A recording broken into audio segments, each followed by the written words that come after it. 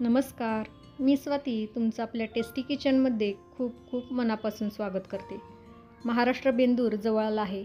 या बेंद्राला काही ठिकाणी कर देण्याची पद्धत असते. त्यामध्ये तळणीचे वेगवेगळे पदार्थ दिले जातात. तर त्यातीलच एक पदार्थ म्हणजे बाजरीच्या पिठाचे गोड धपाटे आपण बनवणार आहोत. हे असे टम्म फुगलेले धपाटे खूप पौष्टिक असतात. बाजरी प्रोटीनचा खजाना आहे. या बाजरीचे खूप सारे फायदे आहेत, जे की तुम्ही इंटरनेटवर सर्च केलात तर तुम्हाला मिळेल.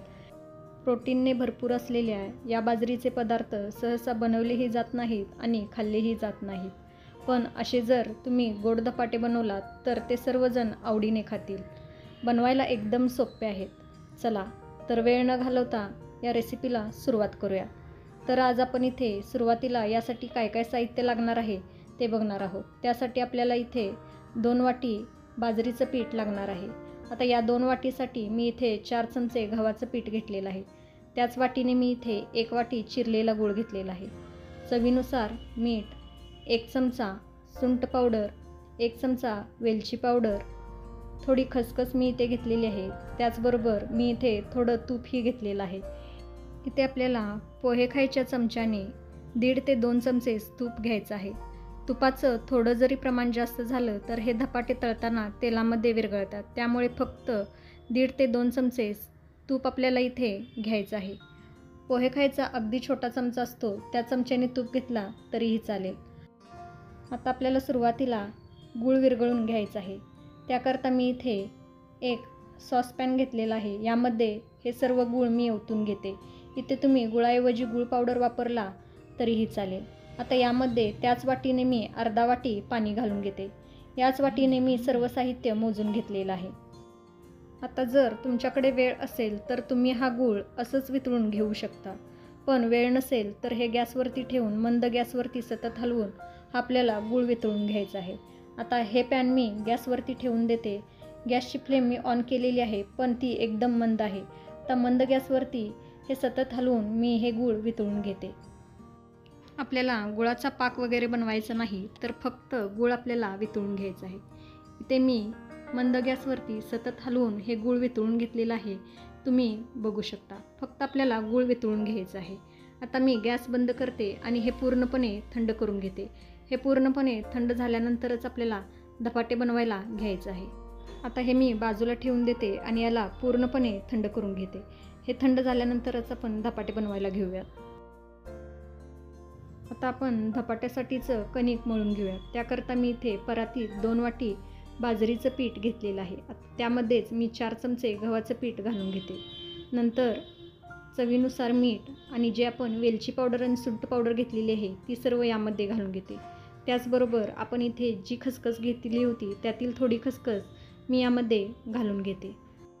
सर्व साहित्य घालून झालं की याला सुरुवातीला कोरडंच मिक्स करून घ्यायचं आहे. हे मिक्स करत आहे तोपर्यंत मी बाजूला मोहनसाठी जे आपण तूप घेतलं होतं ते गरम करण्यासाठी गॅसवरती ठेवलेलं आहे. तूप आपल्याला कडकडीत असं गरम करून घ्यायचं आहे. हे सर्व मी छान मिक्स करून घेतलेलं आहे. आता यामध्ये कडकडीत गरम केलेलं तूप घालून घेते आणि याला चमच्याने मिक्स करून घेते. हे चमच्यानेच मिक्स करायचं आहे, कारण तूप गरम आहे त्यामुळे हाताला चटका बसू शकतो. तुपाचं प्रमाण योग्य असणं खूप महत्त्वाचं आहे, कारण यामध्ये थोडं जरी तूप जास्त झालं तर हे धपाटे तेलामध्ये विरघळतात. थोडं तूप कमी झालं तरी चालेल, पण जास्त अजिबात तूप यामध्ये घालू नका. आता हे थोडं थंड झालेलं आहे. आता हे तूप छान पिठाला चोळून घेऊ. सर्व पिठाला तूप व्यवस्थित लागत नाही, म्हणजे पिठाची मूठ वळली जात नाही, तोपर्यंत हे आपल्याला असं चोळून घ्यायचं आहे. या पद्धतीने तूप आपल्याला सर्व पिठाला चोळून घ्यायचं आहे. इथे मी हे सर्व छान चोळून घेतलेलं आहे. तुम्ही बघू शकता. त्याचबरोबर याची मूठही वळली जात आहे. आता हे मी छान असं चोळून घेतलेलं आहे. आता यामध्ये आपण मगाशी जे गुळाचं पाणी करून घेतलं होतं ते पूर्णपणे थंड झालं आहे. ते गुळाचं पाणी यामध्ये गाळून घालू. गुळाचं पाणी असं गाळून घ्यायचं आहे म्हणजे गुळामध्ये काही कचरा असेल तर तो बाजूला होईल. इथे सर्व गुळाचं पाणी एकाच वेळी न घालता थोडं थोडं घालून याला थोडं सैलसर असं मळून घ्यायचं आहे. लक्षात ठेवा, गुळाचं पाणी आपल्याला पूर्णपणे थंड झाल्यानंतरच यामध्ये वापरायचं आहे.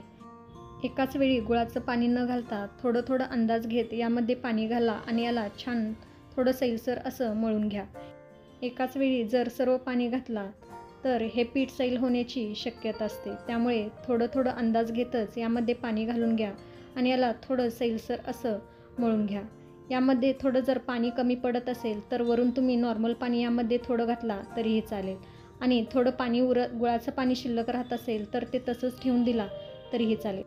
इथे याला मी थोडं सैलसर असं मळून घेतलेलं आहे. तुम्ही बघू शकता या पद्धतीचं पीठ आपल्याला मळून घ्यायचं आहे. आता यावरती मी एक झाकण ठेवून देते आणि हे पीठ अर्धा तास मुरण्यासाठी बाजूला ठेवून देते.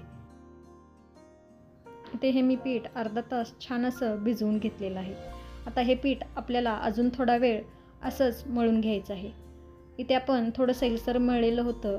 बाजरीच्या पिठाने पाणी ॲब्झॉर्ब केलेलं आहे, त्यामुळे हे आपलं पीठ थोडं घटसर असं झालेलं आहे. तुम्ही बघू शकता.